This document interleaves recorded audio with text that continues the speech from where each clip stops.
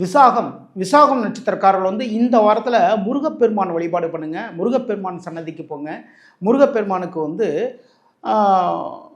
அபிஷேகத்திற்கான பொருட்கள் எல்லாமே வாங்கி கொடுங்க. பன்னீர், பால் எது இருந்தாலும் வாங்கி கொடுக்கலாம்.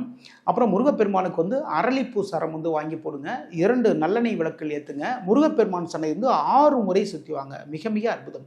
6 முறை சுற்றி வந்துட்டு சன்னதிக்கு முன்னாடி மனமுருக வழிபாடு செய்து கொண்டால் தொழிலில் இருக்கக்கூடிய தடைகள் அனைத்துமே விலகும்.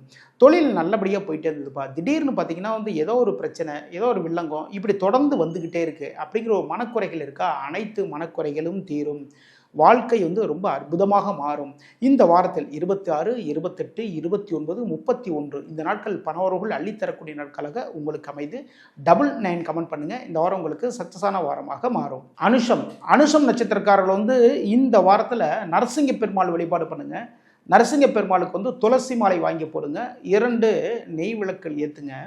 நரசிங்க பெருமாள் சன்னதிக்கு முன்னாடி நரசிங்க பெருமாளுடைய ஸ்தோத்திரம் இல்லை அப்படின்னா நரசிங்க பெருமாளுடைய மூல மந்திரங்கள் இதெல்லாமே மனமுருக வழிபாடு பண்ணிக்கோங்க. இதெல்லாமே சொல்லி மனமுருக வழிபாடு பண்ணிக்கோங்க. இந்த வழிபாடு எந்த டைத்தில் பண்ணணும்னா ஈவினிங் 4:30 to 6 இது பிரதோஷ வேலைன்னு சொல்லுவாங்க. ஓகேங்களா?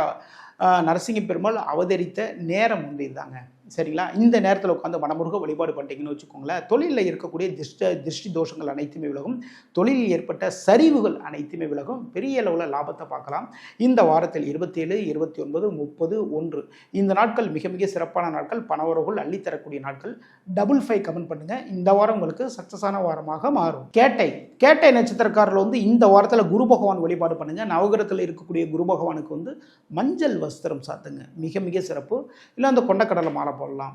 அதுக்கப்புறம் பார்த்தீங்கன்னா 2 வாழைப்பழம் வைக்கலாம். இல்லை கொண்டக்கடலை மாலை கட்ட முடியல அப்படின்னா கொண்டக்கடையிலேருந்து வாங்கிட்டு போங்க. அதை அப்படியே ஒரு மஞ்சள் துணியில் வஸ்திரத்தில் வச்சு அந்த குரு பகவானுக்கு முன்னாடி வச்சுருங்க.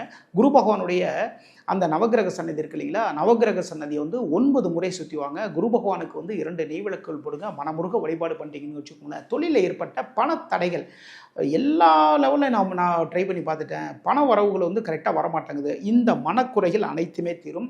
உங்களுக்கு வரக்கூடிய பணத்தை அள்ளி தருவார் குரு பகவான். இந்த வாரத்தில் 26, 28, 30, 1 இந்த நாட்கள் பணவரவுகள் அள்ளித்தரக்கூடிய நாட்களாக உங்களுக்கு அமைது.